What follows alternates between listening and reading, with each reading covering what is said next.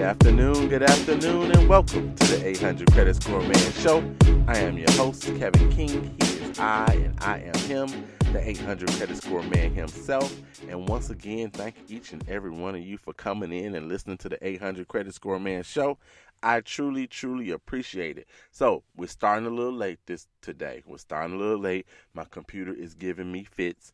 None of my equipment likes to travel, apparently, and I take very good care of it. I pack it all nice and put things around it so it doesn't shake around. It doesn't get too hot, too cold, all those things. But today, this computer is running slower than I've ever seen it before. So we're starting a little bit low. We're starting a little bit slow and a little bit late. But we are here today, the 800 Credit Score Man. So look, first thing off top, happy Financial Literacy Month. Yes, April is Financial Literacy Month, so we should all be learning new things about our finances. Helping yourself with your finances will go a mighty, mighty long way for you. So it is Financial Literacy Month, so April is Financial Literacy Month. Take some time to learn something this month about your finances, and that can be anything from budgeting, investing, savings, insurance, talk about your 401k, which is investing, credit, and a whole host of topics. So if you just Google Financial Literacy Month, I'm sure you'll find plenty of things that you're able to learn about your finance. So make sure you guys do that. Let me get a shout out right quick off top. Keith Cates, yes, my man Keith Cates, he celebrated his birthday on April the 1st. And no, this is no April the Fool's joke. Keith Cates, my man, he celebrated his birthday. We go back a long, long way. You're talking about a good dude. It doesn't get any better than Keith Cates. So I want to say happy birthday to him. And then I got to give a happy birthday shout out to Marvin Patterson as well. That's my club. If you don't know what that means, you can catch up later on. But he celebrated his birthday yesterday. So happy birthday to you, Marvin Patterson, as well. And I got to get a twins a shout out. That's Taylor and Tyler Bailey. They turned 21. Yes, the big 2-1. The twins are actually legal. I can't believe it. I know their mom and dad can't believe it. So I'm positive that your mom and your dad are absolutely proud of both of you, Taylor and Tyler Bailey. So happy 21st birthday to you. All right, so today we're going to talk about credit's 30-30 rule, and we got a pretty good question of the day as well about what to do if you've had an issue with a bankruptcy or something of that nature. So we're going to talk about that today. Credit's 30-30 rule. If you've never heard it before, it's because you haven't been listening to the show or because you have yet to get 5 Pillars of Credit. Yes, my ebook, 5 Pillars of Credit, released it back in March the 20th to be exact, and it is still number one on a new release list for economics or financing or something of that nature. So you guys, if you haven't gotten your copy just yet, it's a quick, easy read. 5 Pillars of Credit. It's going to tell you what you need to know, what to look out for to help improve your credit score. And if you're here, if you're listening to the 800 Credit Score Man Show, and if you listen all the time, go get that book. Go get it. It's only $2.99. $3 could save you thousands. Yes, $3 could save you thousands. So go get 5 Pillars of Credit on Amazon as an ebook. I know it's cumbersome for some of the people that are not technically savvy. People have called me. I've walked them through the process to go ahead and actually be able to purchase the book and download it and all of those things. Doesn't matter if you're on an Android, on an iPhone, your iPad. You can even get it on your computer. So go get 5 Pillars of Credit. Go get it today. $3, $2.99. $3 could literally save you thousands if you get and read this quick book. So go get that book, all right? What else I want to talk about before we get into the 30-30, credit 30-30 rule? Today was the Economic Development Summit sponsored by St. John Baptist Church in Gary, Indiana, and Pastor Robinson and Aspire. It was at Aspire Academy today. So I want to say thank you to St. John and Pastor Robinson in particular because it was a wonderful, wonderful experience today. A lot of information was passed out today when it comes to your credit, to investing to insurance. My only regret really is that I didn't get to visit the other presentations because I spoke twice today already. So I spoke twice. I spoke at 9 o'clock and I spoke at 10 o'clock on credit in itself and better credit and better living. So you guys, next time, Northwest Indiana, you've been complaining I was too far for you to come see me speak when I was in Aurora, Illinois, or Indianapolis is too far for you to travel.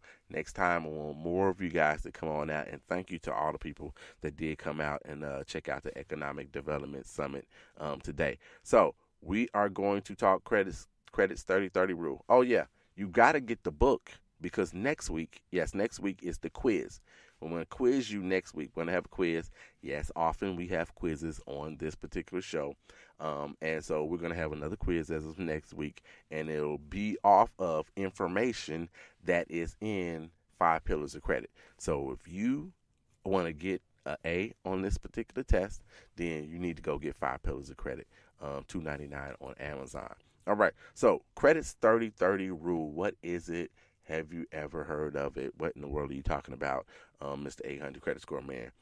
So the 30-30 rule when it comes to credit works. It talks specifically about credit utilization. I coined this particular phrase. So if you see it somewhere else, you let me know. You let me know if you see credit's 30-30 rule somewhere else, because I did a thorough Google search, patent, copyright, all that trademark search looking for this, and nobody had it put like this at all. So if you hear credit 30-30 rule, you can attribute that to yours truly. And thank you again for listening to the show. So credit utilization, that's what it's dealing with. Of those 5 pillars, this particular pillar, credit utilization, is 30% of your credit score. That's the first 30 in credit's 30-30 rule. That's the first 30. Now, why do we talk about this, or why do I talk about this so often and so much? I talk about it because it has significant impact on your credit scores. Now, it's right after your payment history and paying. It's right after that one. So that's the one that has the most weighting at 35%, and this one is right behind it at 30% of what makes up how they calculate your credit score. So it has a significant amount of impact, and it's the one that you can control. You can control, of course, how well you pay. You can do that. You can control how well you pay. But sometimes things happen. Maybe you'll be late on an account or something of that nature. I don't advise it. I advise you to do all you can not to be late on any payments that will show up on your credit report. But when it comes to this credit utilization, you have total control over how much you spend. How much you spend is going to dictate how much you have to pay on a monthly basis. So you have control over this.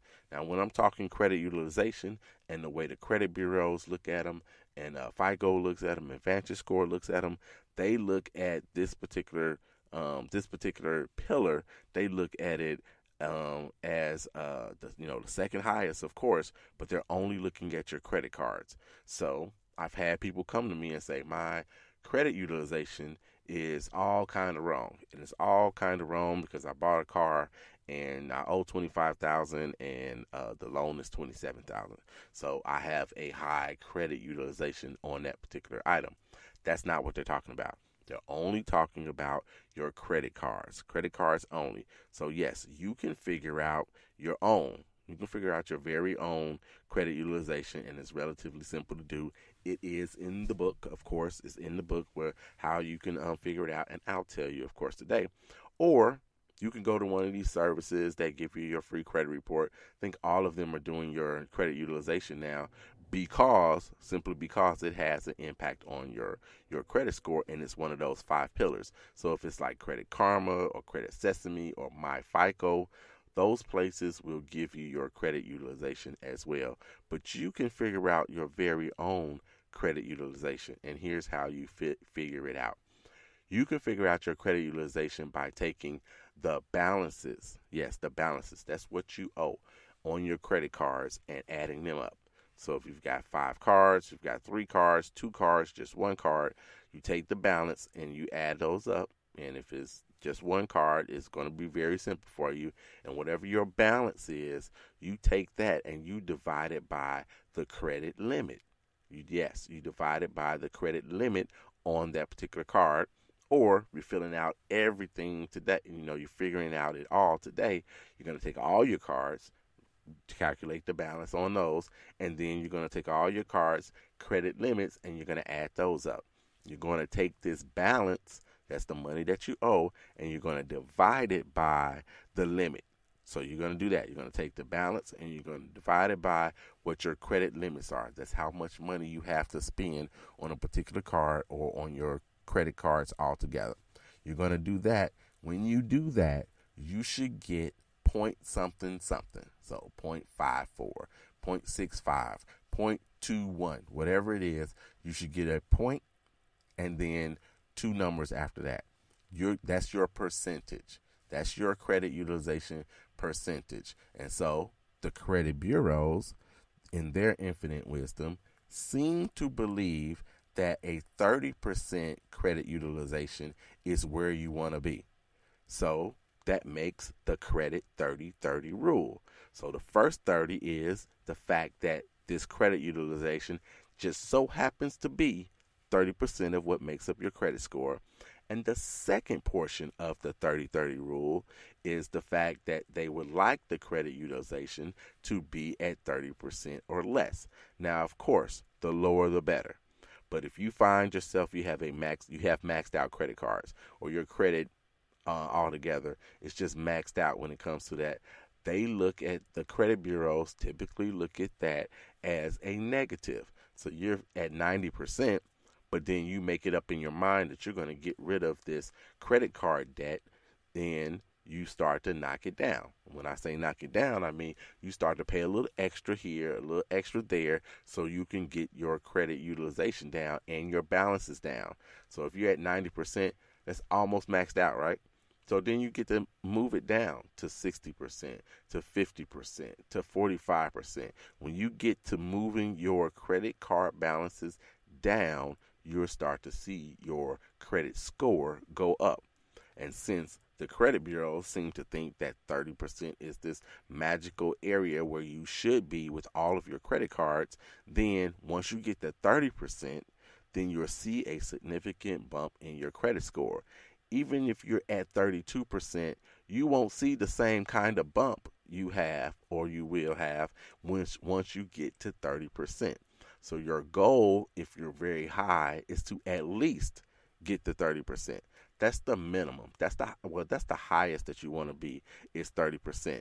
So of course, the lower the better. So when you drop it down, you continue to work on your credit and your credit score and your debt when it comes to credit cards. When you get it down to 25%, you'll see another bump in your credit score.